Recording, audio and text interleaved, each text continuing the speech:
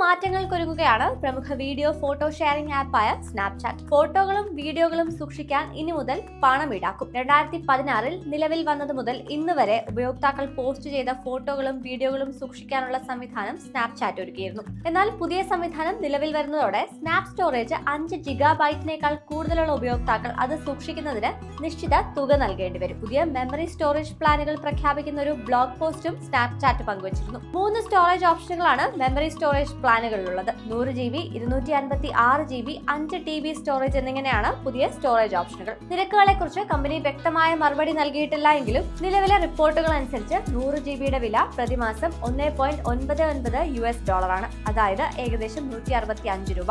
നിലവിൽ സ്നാപ്ചാറ്റ് 12 മാസത്തെ താൽക്കാലിക മെമ്മറി സ്റ്റോറേജ് നൽകുന്നുണ്ട്. ഇതിനുശേഷം ഉപയോക്താക്കൾ അപ്ഗ്രേഡ് ചെയ്തില്ല എങ്കിൽ മെമ്മറി ടാബിൽ നിന്ന് ഡേറ്റ നഷ്ടപ്പെടും.